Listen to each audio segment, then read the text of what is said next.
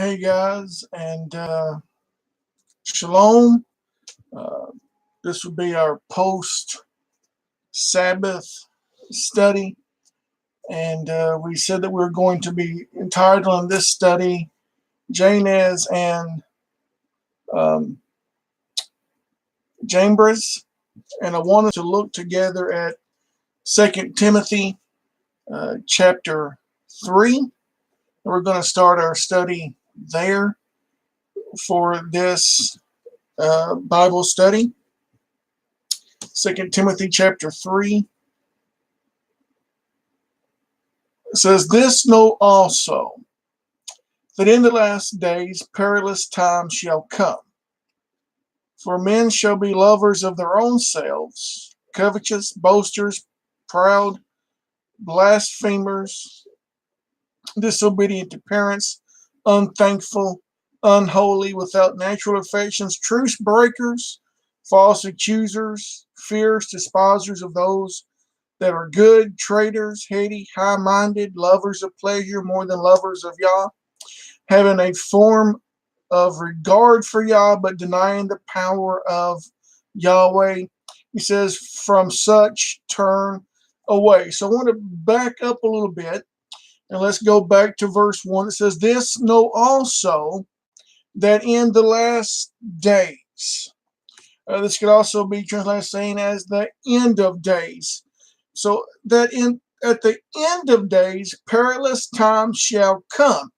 And I want us to go back and look at what Yeshua said just a little bit about those end of days. Let's go to Matthew chapter 24.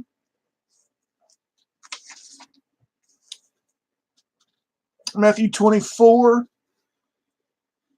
and verse 11.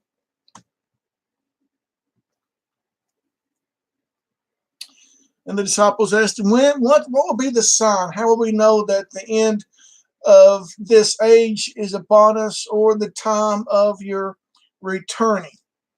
And I was at a family Thanksgiving last night, and one of my family members was at the table with us, and he says, we are living in those last days, or we're living in the last days. We're just about to see the return of Yeshua.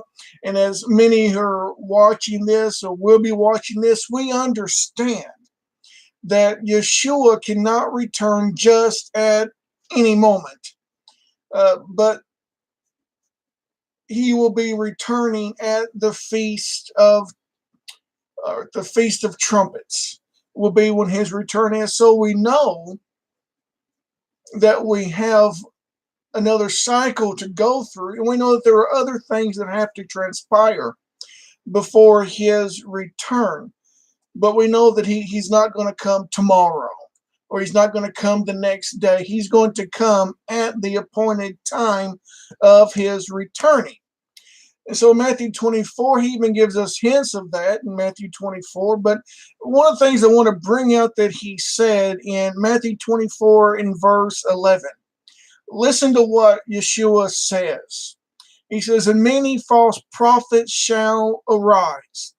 Well, what is a false prophet? It's not just an individual who says or gives you a word or something and says this is going to happen, and then it doesn't happen. That's not the only thing that says that we're going to say, well, that guy's a false prophet. The scriptures tell us that one of the ways that we have to determine if an individual is a false prophet is even if what he says does come to pass.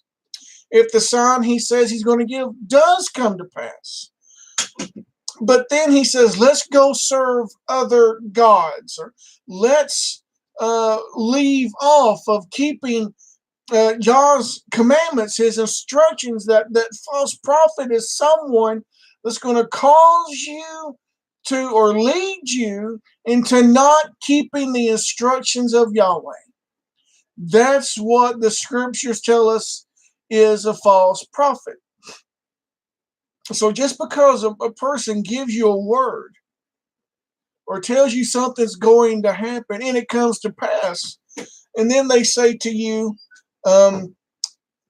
you don't have to keep the Sabbath. That person is a false prophet, because even I think it's Deuteronomy 12, even Yah tells us, I'm going to test you to see if you love me.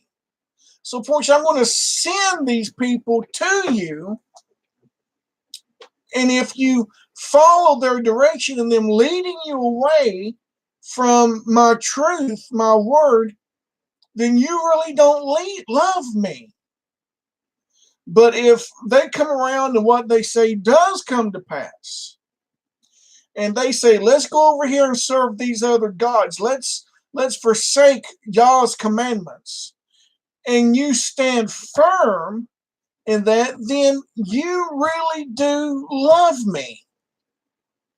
So we're going to face those times, but that is what a false prophet is. And Yeshua says, and many false prophets shall rise and shall deceive many.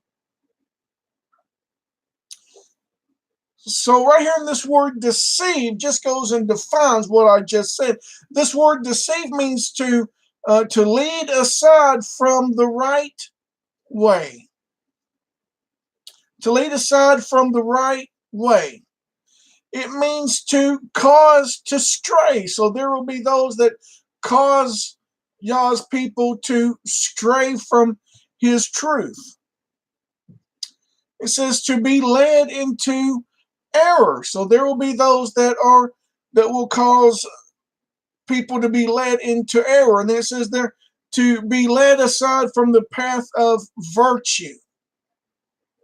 So it says that's what these false prophets are going to do. They're going to cause you to be led astray. Another one is to be led to sin. Well, what is sin?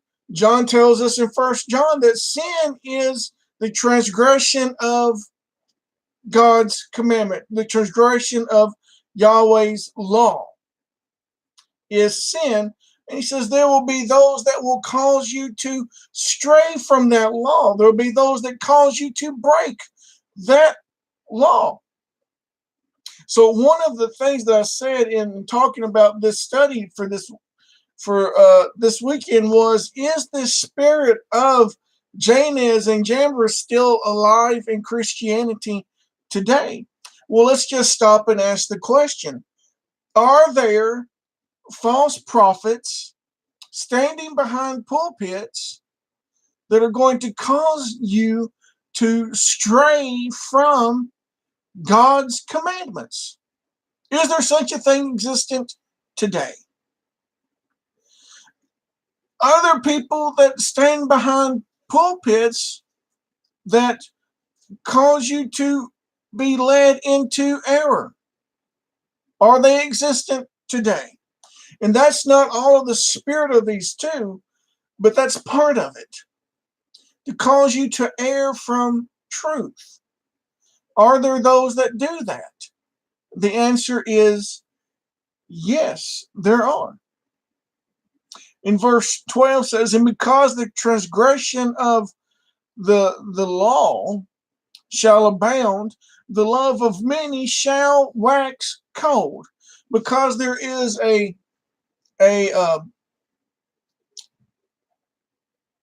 going away from the law, that love will wax cold. Is that taking place today? The answer to that question is yes. But listen to verse 13. He says, but he that shall endure unto the end, the same shall be saved. Let's look at this word endure. This word endure means to remain. It means to persevere. It means to stay. So those that stay with it, those that stay with what? Those that stay committed to following the instructions of Yahweh. Those that stay committed to being obedient to Yah's word, Yeshua says they shall be saved. Well, what does this word saved mean? It means to rescue from destruction. To rescue from destruction. So, who are those that are going to find themselves destroyed?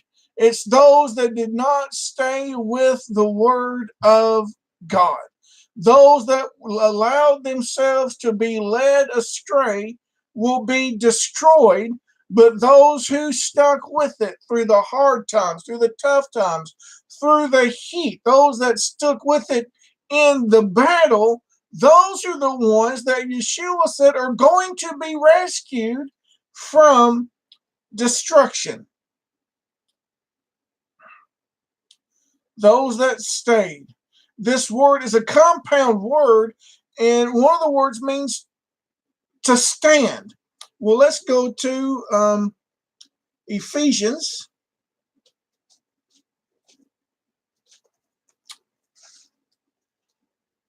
Ephesians chapter 6. And listen to what Paul says.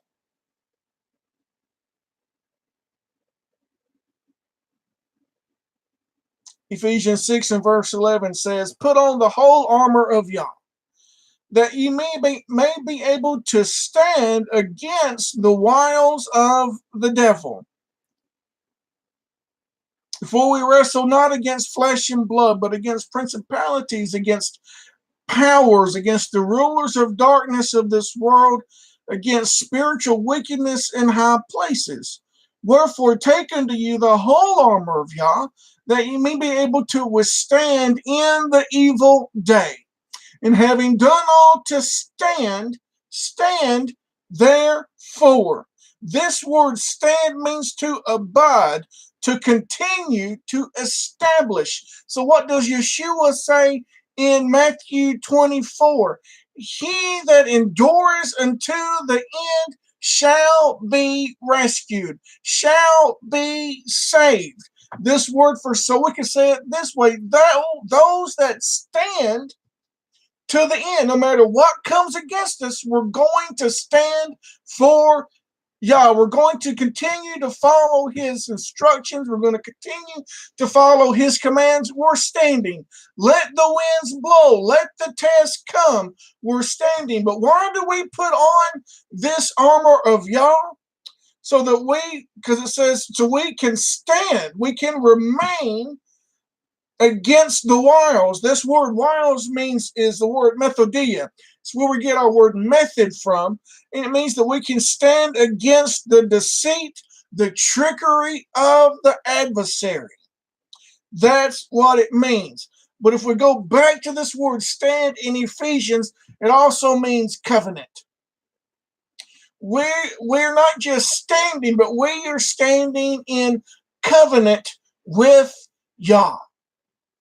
He's right there with us when we're facing these tests, when we're facing the trials, when we're facing the things that we just don't understand. Now, understand, we know that we're going to have to face these things, but because we have a covenant with Yahweh, we're going to stand in every situation.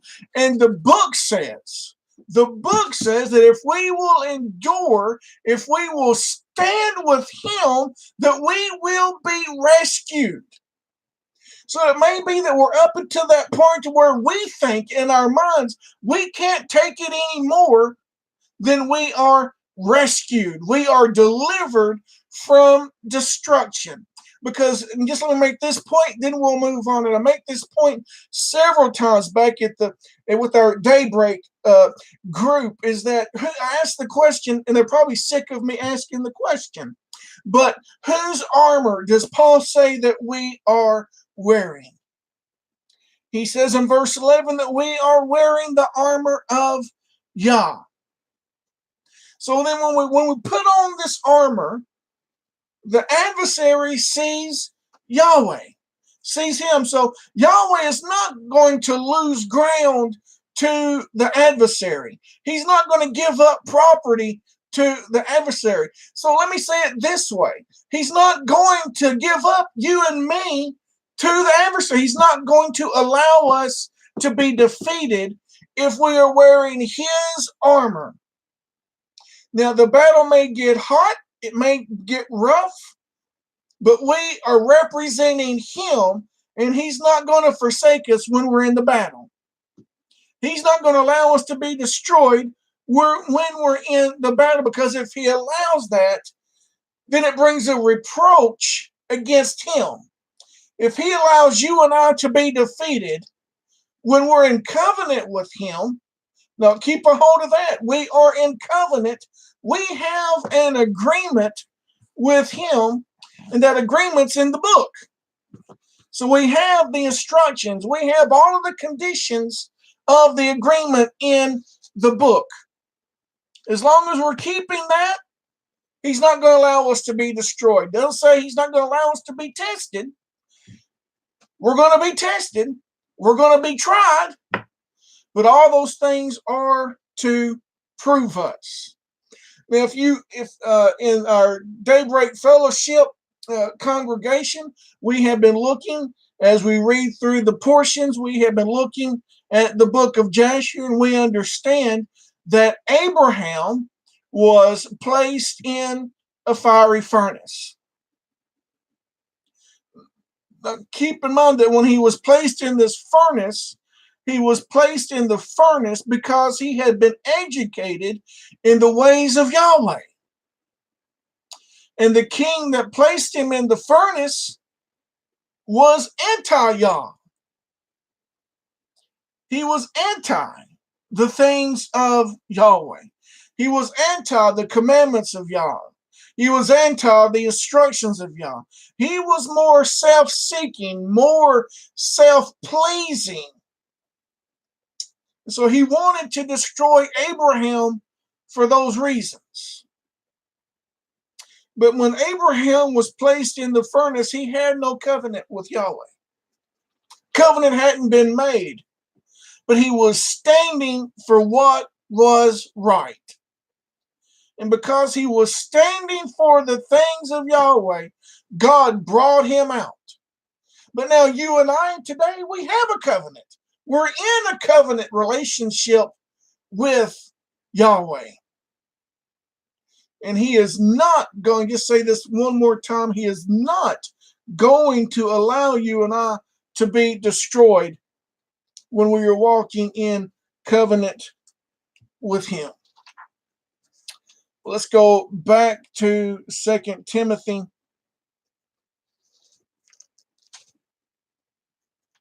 And pick up. So we've talked about the last days, the end of time, the end days. Verse 2 says, "For men shall be lovers of their own selves, covetous, boasters, proud, blasphemers, disobedient to parents, unthankful, unholy, without natural affection, truce breakers, false accusers, fierce." But it says, despisers of those that are good. This word that makes up this despisers of those that are good is aphiliagathos. And it means hostile to virtue. So if we go back, if we were to flip back to Matthew 24, when it talks about false prophets deceiving many, if you remember, when we looked at the word deceive, it meant to lead from the path of virtue. Let's go to Philippians chapter 4 and verse 8. It says, "Finally, brethren, whatsoever things are true, whatsoever things are honest, whatsoever things are just, whatsoever things are pure, whatsoever things are lovely, whatsoever things are of a good report, if there be any virtue, and if there be any praise, think on those things." And so these false prophets are going to deceive, they're going to lead people away from anything that has any virtue to it. Well, if you look at virtue, that word virtue means moral excellence, is what that word means.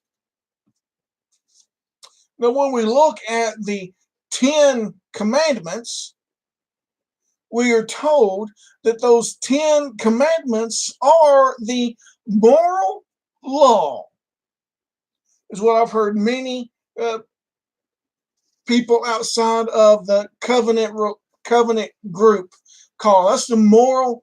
Those are moral laws. Well, what are they talking about when they say moral laws? They're talking about don't cheat, don't steal, don't commit adultery, don't be covetous, and those type of things. Don't serve any other god. Don't take the Lord's name in vain. Those type of things. That's moral good. But these false prophets are going to lead people away from those things that have any virtue, that have any good. If we look at what Paul says in Philippians that we just read, all of those things go back to Yah's law, Yah's instruction. And these false prophets are going to deceive, they're going to lead many away from that. And so the question I ask once again is, do we see that happening in churchianity today? Are there individuals that are leading people away from the commandments of God? No, they say that they're not. You can go to any Sunday church and say, do you believe in the 10 commandments? And they're also going to say, oh yeah, sure we do. But now ask them, do you keep those 10 commandments? And you might not see so many. Some may start stuttering or whatever when you ask them that question, because the Sabbath is in there. But it says that they are going to be despisers, back to Timothy 3, they're going to be despisers of those that are good.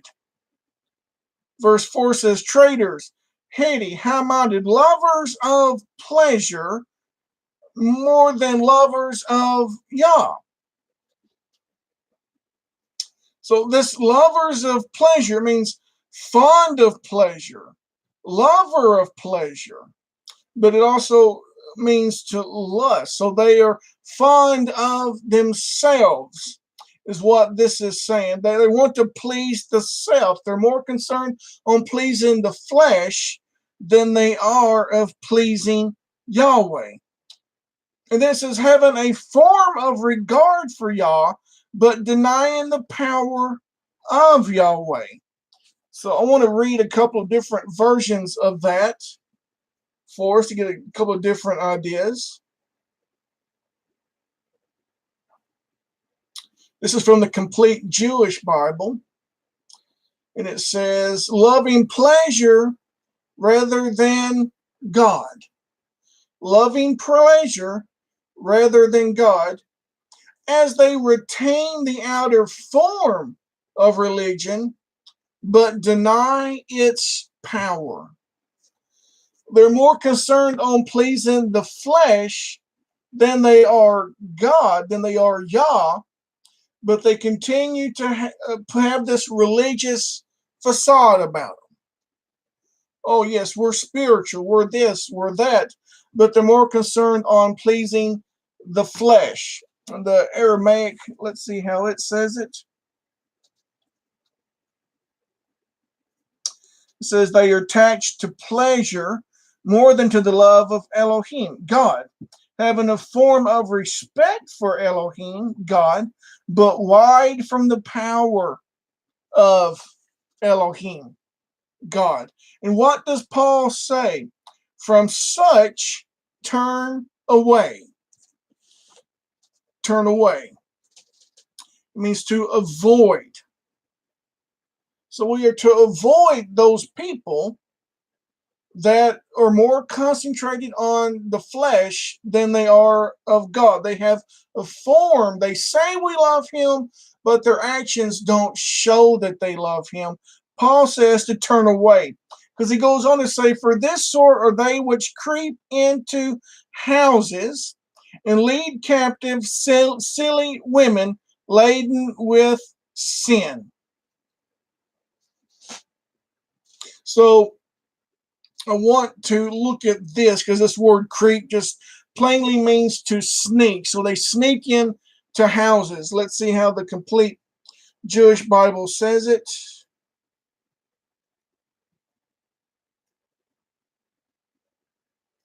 Complete Jewish Bible says, for some of them worm their way into homes and get control of weak-willed women who are heaped with sin. So they worm their way into homes. The Aramaic says, for of them are they who creep into that house, and captivate the women who are plunged in sins and led away by all manner of lust. So we could say, well, these poor women, he's talking to these poor women. But here's the thing. I think we have to look a little deeper into what Paul is saying there, because it's not just talking of any woman. But this word that's used here for woman speaks of a married woman. A married woman. So the church, the believers, everyone that calls themselves a believer of Yah, a believer in God, everyone that says that they are saved, they are known as the bride of Messiah, the bride of Christ. You are symbolically a married woman. Now, let's go and look. So these that have a form of godliness or a form of regard, but denying the power of Yahweh, as one of the versions said, they are away from that. They look like they're godly. They look like they love Him, but they don't. They're up to something, or something's not right about them. It says they sneak into houses and they leave captive silly women. Well, if we look at the spiritual aspect, this body is the house of Yahweh. He resides in our bodies. Paul says, what? Know you not that your body is the temple of Yah? That's your body. So there are those that want to twist things that will creep into your house, and will take you captive if you're not careful. They will lead you astray if you're not careful. But keep in mind that these women they're talking about are married women. It is the bride of Messiah. That if we're not careful, these that want to twist and corrupt lead us astray. But listen to what Paul says from the very before he even gets to this point. He says, from these type of people, avoid them. Don't even come into a relationship with them. Avoid those type of individuals. Why would you hang around somebody who you know is going to try to convince you that what you're doing isn't right? Paul says, stay away from them.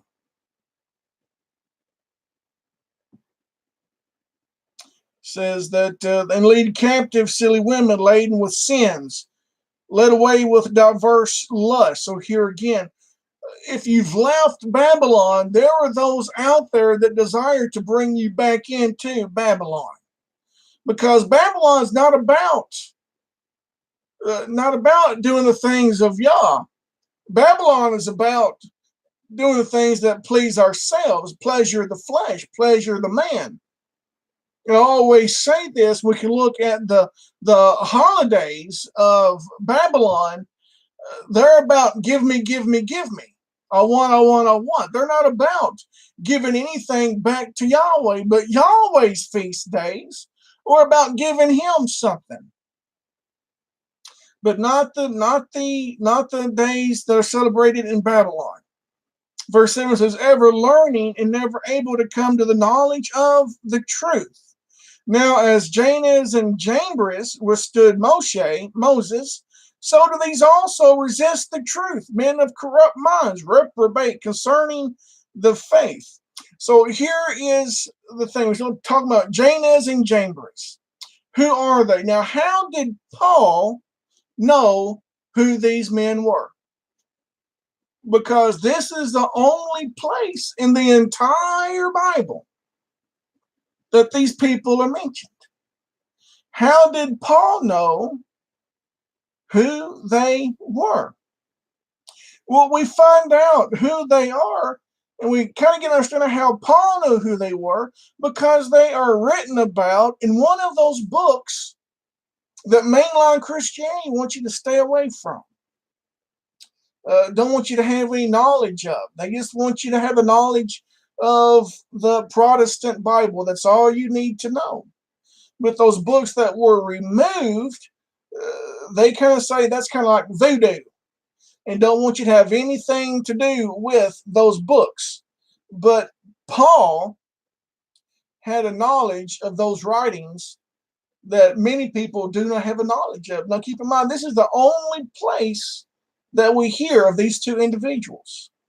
So I think it's important that we understand who they were, because he's saying that these people that we've just read about are like these two individuals. So I want to go and fill you in on who these individuals were. And we find this in the book of Jasher. Tells us of Jannes and Jambres. And when we find them, of course, it says that they withstood Moses. Is in the 79th chapter of Jasher. We read of them in verse 27. It says, and when they had gone, it's talking about Moses and Aaron, when they had left Pharaoh, that in verse 27 of Jasher 79, says that when they had gone, Pharaoh sent for, and this is a very familiar name, Pharaoh sent for Balaam the magician, Balaam the magician, and to Jannes and Jambres his sons, and all the magicians and conjurers and counselors which belonged to the king, and they all came and sat before the king. So when these two individuals that Paul writes to us about in 2 Timothy chapter 3, that says that these kind of people are going to come up at the end of days, Pharaoh tells these two about these two. And this is what they say. Balaam the son, in verse 30 says, Balaam the son of Beor, the magician, answered the king, saying, these are none else than magicians like ourselves. Now therefore send for them, and let them come, and we will try them. And the king did so. In the morning Pharaoh sent for Moses and Aaron to come before the king, and they took, listen to what they took. They took the rod of Elohim, they took the rod of God, and came to the king and spoke to him, saying, thus says Yahweh of the Hebrews, send my people that they may serve me. And the king said to them, but who will believe you that you are the messengers of Elohim, and that you come to me by his order? Now therefore give a wonder or a sign in this matter, and then the words which you speak will be believed. And Aaron hastened and threw the rod out of his hand before Pharaoh and before his servants, and the rod turned into a serpent. And the sorcerers saw this, and they cast each man his rod upon the ground, and they became serpents. And the serpent of Aaron's rod lifted up its head and opened its mouth and swallowed the rods of the magicians. And Balaam the magician answered and said, this thing has been from the days of old, that a serpent should swallow its fellow, and that living things devour each other. Now, therefore, restore it to a rod as it was at first, and we will also restore our rods as they were at first. And if your rod shall swallow our rods, then shall we know that the Spirit of God, that Ruach Elohim, is with you, and if not, you're only an artificer like unto ourselves. And Aaron hastened and stretched forth his hand and caught hold of the serpent's tail, and it became a rod in his hand. And the sorcerers did the like with their rods, and they got hold of each man of his tail of his serpent. And they became rods at first. And when they were restored to rods, the rod of Aaron swallowed up their rods. So this is, we are familiar with this story. We've not got that far yet in the portions, but we see that Jannes and Jambres withstood Moses and said he's not a messenger of Elohim. He's not a messenger of God. They're not, and Aaron in there, they're not messengers of God. They're just magicians, just like us. And so this is the same type of individuals that Paul was comparing these end time people to in the last days. They're going to be lovers of themselves. They're going to withstand you and me in this truth. They're going to say, they're going to announce to others that say, well, maybe what Scott says is true. Maybe what others say is true. Maybe they are really telling us the truth. Maybe there's some things that we need to be doing that we haven't been doing. Maybe some things that our pastor says isn't necessary. Maybe it is necessary. Maybe there's something to keeping this Sabbath. And those people that say that, there's going to be a Jannes and a Jambres, if I'm even pronouncing their names right, that's going to say, no, it really doesn't matter. It's really not that important. But God is going to confirm that what we say is truth. I have had him do that to individuals in my life who said and who went back to their churches and preached against what I was saying and telling people that he's wrong, speaking of me, that I'm wrong, that I'm not right, that I'm leading people astray, that I'm putting people into bondage. And God has performed and he has stood for what I have said. And those people now say, you know what? God says that what you're saying is the truth. And God is going to do those things in those last days, in these last days. He is going to, if you will stand for him, he will stand for me and for you. His word is not going to return void. Now, there may be times that it seems like we're just flapping in the wind and nobody's hearing a word we're saying. And no one's paying attention to what we're doing. But I can tell you that there are people paying attention, because unlike Moses and Aaron, we know something they didn't know here, is that when they left Egypt, there was a mixed multitude that went with them. And there are different writings that say that these two that withstood Moses and Aaron went with them when they left Egypt. These two did not make it into the land. They did not receive an inheritance because these writings tell us that they ended up being destroyed because their hearts wasn't right. And it depends on what you read, but some are going to say that they were possibly killed at the golden calf, that they were in that group that encouraged Aaron to build this calf and to worship this calf. And that would make sense. They were priests in Egypt. And so when those were slaughtered, one writer says that Jannes and Jambres was slaughtered in that group. Well, does that support the self-pleasuring condition of men in these last days that Paul wrote about in 2 Timothy? Yes, it does. So there are also others that say that they were killed with Korah and that group. Well, does that support what Paul says in 2 Timothy 3? Yes, it does. It goes right along to say that these minded individuals, that they had a form of godliness, is what some are going to say. The other versions we looked at are going to say that they had a regard, type of a regard for Yah, but they were far from him.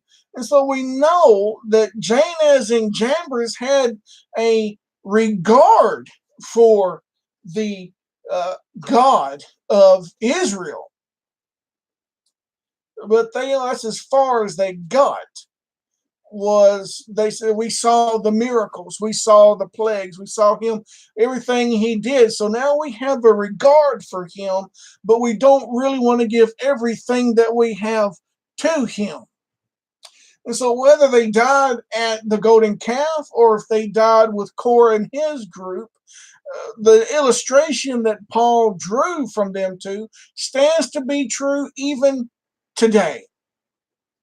There are people, even in congregations, and it's sad to say even this, I'll go as far to say there are people even in Sabbath congregations that have a regard for Yahweh, but their heart still isn't quite all the way with him. They see the God of Israel. They see how he provides for his people.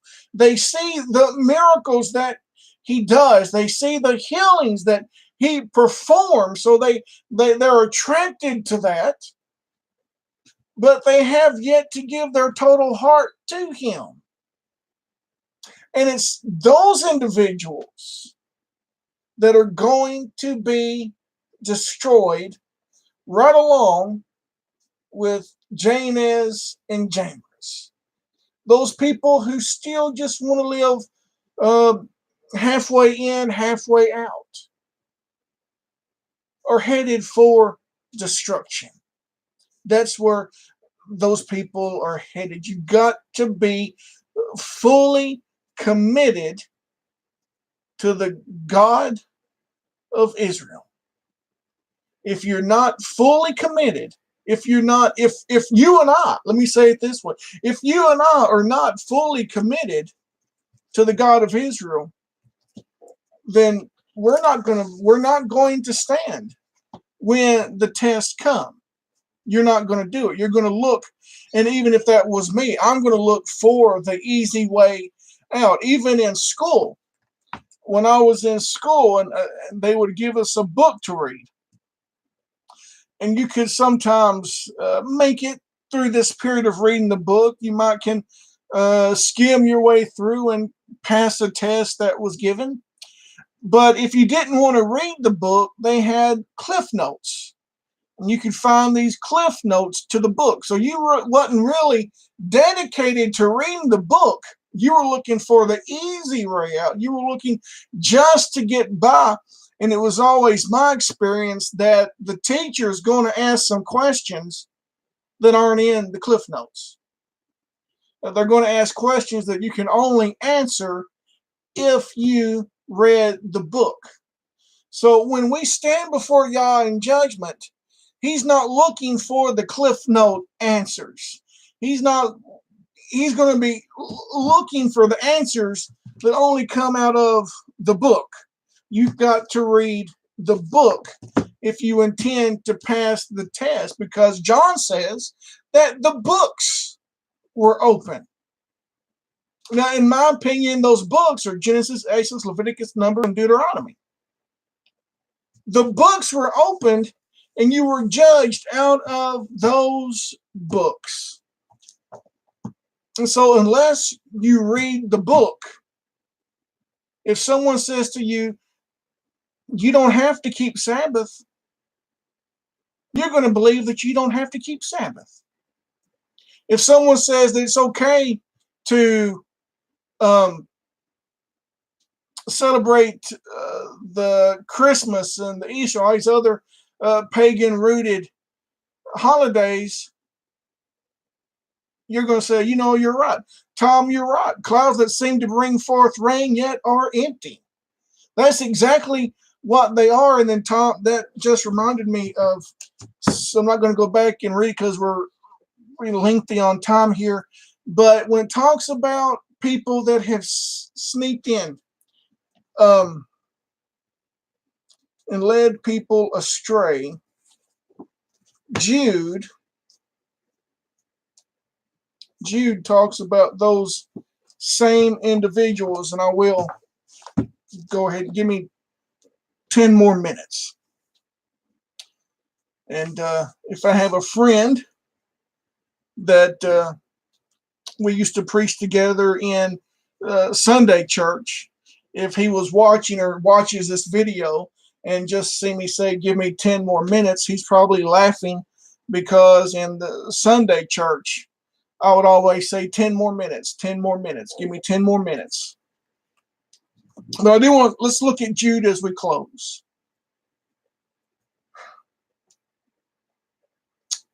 And it says, Yehuda, the servant of Yeshua Messiah, the brother of James, to them that are sanctified by Yahweh the Father and preserved in Yeshua Messiah and called. Mercy unto you and peace and love be multiplied.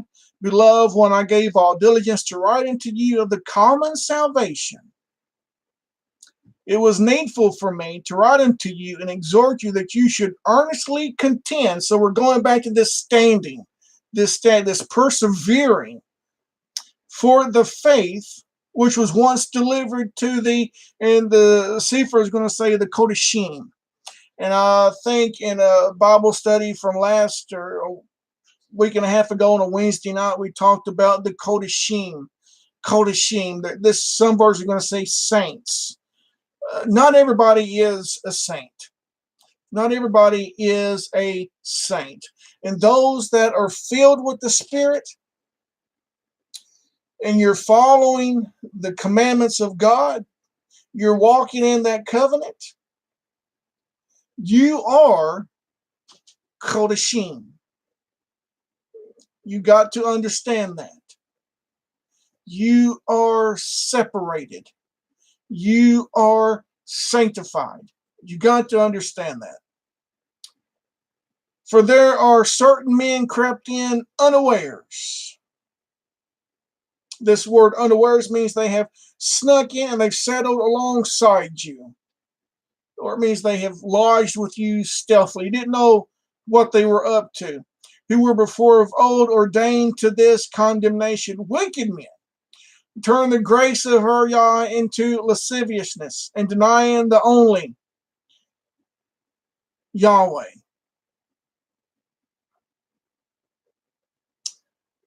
But this lasciviousness means unbridled lust, shamelessness.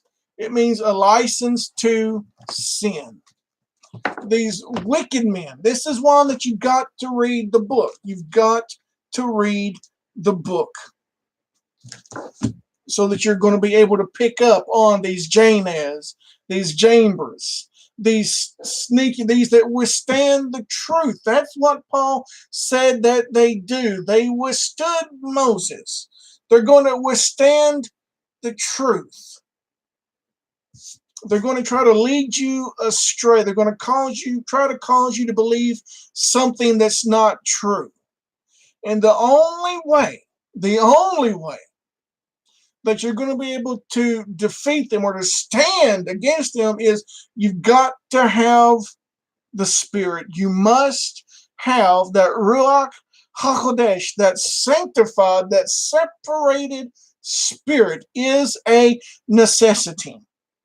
If you don't have that Spirit, I don't care how good of a commandment keeper you are not Chodeshim. You are not a saint if you do not have that Spirit. You got to have the Spirit. You got to follow the instructions of Yahweh. If you're not following His commandments, then you're not wearing His armor. Because on the armor is that breastplate of righteousness. That is what's behind me on the wall. in two different renditions. That breastplate, gotta have the breastplate of righteousness.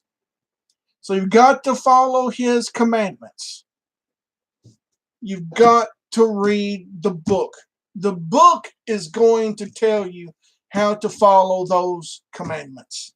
It's going to take out the man-made stuff, and it's going to put in the truth, God's requirements on how to follow his instructions. Thank you for watching. Hope this has been beneficial to our Daybreak Fellowship. We will see you Wednesday night at 6:30. Looking forward to being with you again. Shalom in the name of Yeshua.